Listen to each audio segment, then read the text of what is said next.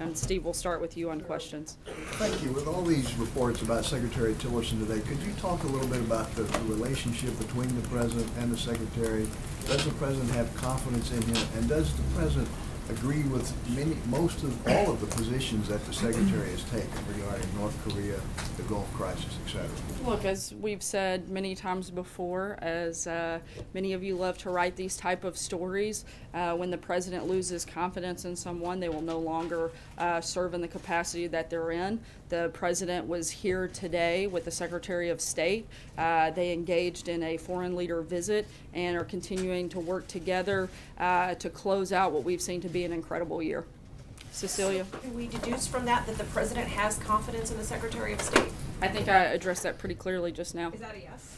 As I just said, and as we've said many times before, when it comes to questions like this of senior staff and cabinet secretaries, when the President loses confidence in somebody, they'll no longer be here. As the President said on the record, and several of you were in the room in the Oval today, the Secretary of State is here, and we're working hard to get big things accomplished and close out what's already been a very strong and positive year. What's Matthew? his future in the administration? I'm sorry? What's his future in the administration? I think his future right now is to continue working hard as the Secretary of State, continue working with the President to carry out his agenda.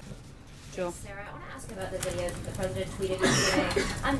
Firstly, does the President feel that he has an obligation to ensure that the information that he shares on his Twitter feed to millions of people is accurate? I think the President feels that bringing up important issues of our time, like extreme violence and terrorism, are important to do. That was what he was doing in that process, and I think he's going to continue to do that in a number of venues, whether it's through speeches, whether it's through Twitter or other social media platforms. Does he understand, though, that sharing those videos might incite violence against Muslims, and does he understand that he's elevated a fringe political group that many people outside of Britain didn't even know about until Look, I think what he's done is elevate the conversation to talk about a real issue and a real threat. That's extreme violence and extreme terrorism, something that we know to be very real and something the President feels strongly about talking about and bringing up and making sure is an issue every single day, that we're looking at the best ways to protect Americans. John?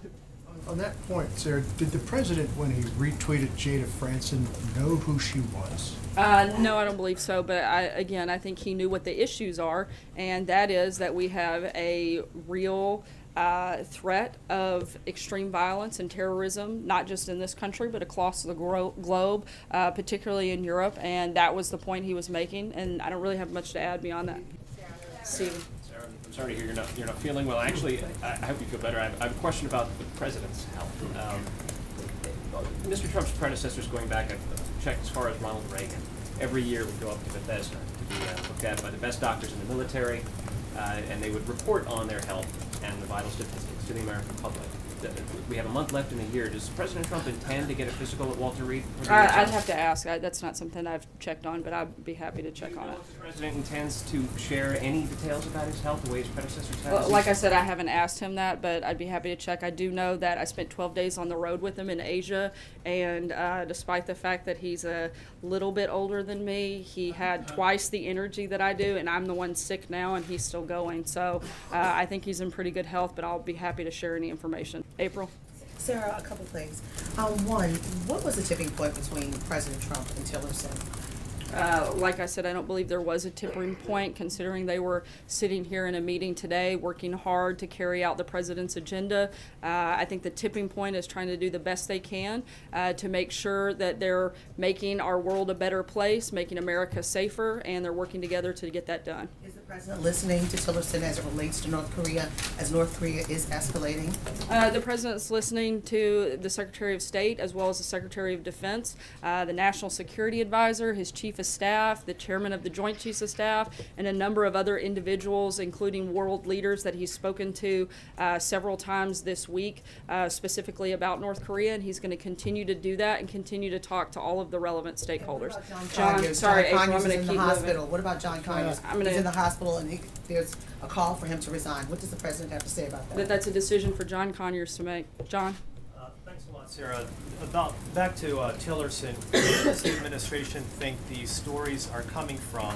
Is it difficult, in your view, for Mr. Tillerson to carry out his job as Secretary of State with all of these questions surrounding whether or not he's going to be in the administration maybe through January of next year? Look, I don't know where those stories are coming from. I don't try to spend most of my day figuring that out. I'd rather focus on the points that I know and the points that we're driving through the administration. And the Secretary of State's a pretty tough guy. I think he'll be just fine carrying his job out. Sarah, you repeatedly said that Tillerson helped to close out a successful year. Are you saying that he will close out the year? Will he serve beyond that? And when you're talking about elevating the conversation here, does the president normally watch these kind of anti-Muslim videos that have been posted by this group? I mean, is that I'm not sure every single video the president has viewed.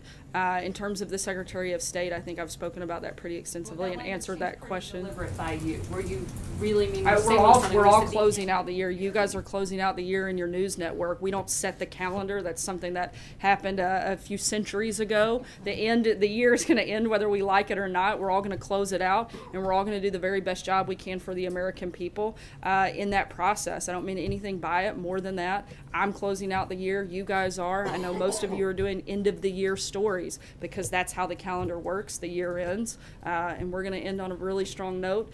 Thank you, Sarah. You read the verse from Luke earlier about how to those who are given much, much is expected.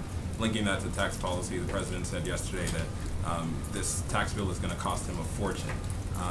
Independent analysis says that that's not true, that he's actually going to save a lot of money and his family could save more than $1 billion. So can you tell us specifically what in the bill is going to cause the president to pay more in taxes than he's paying now? Yeah, I think some of the provisions in the bill, which may or may not be there, we'll see what the final piece of legislation looks like, but a lot of the deductions that he would probably normally receive may not be part of the package that would affect his actual what he pays in taxes. But again, until there's a final piece of legislation, I can't go into much more detail, but I know that some versions of it take out a lot of those deductions that currently benefit the president and his family. Take one last question here. What's the president's response to the stiff review? I'm sorry, I'm going to go right here. The president was pretty definitive yesterday when he said he would pay more, that his wealthy friends would pay more. So what was he referring to? Well, like I just said, I believe his reference was to a lot of the deductions that may no longer exist that are in the current policy right now. Again, we'll have to see what the final piece of legislation looks like.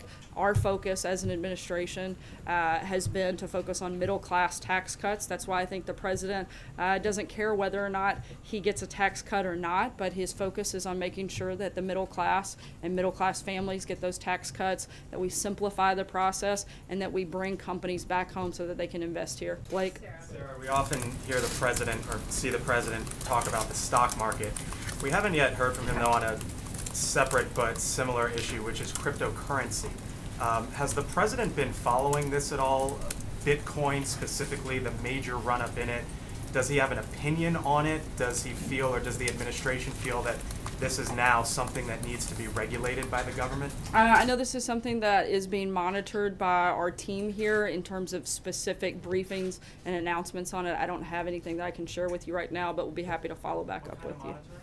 I'm sorry? What kind of monitoring? Look, this is an issue. I know that Tom Bossert with the Homeland Security team and advisor to the president has brought this up in a meeting earlier this week. I know it's something that he's keeping an eye on. We'll keep you posted when we have anything further on it.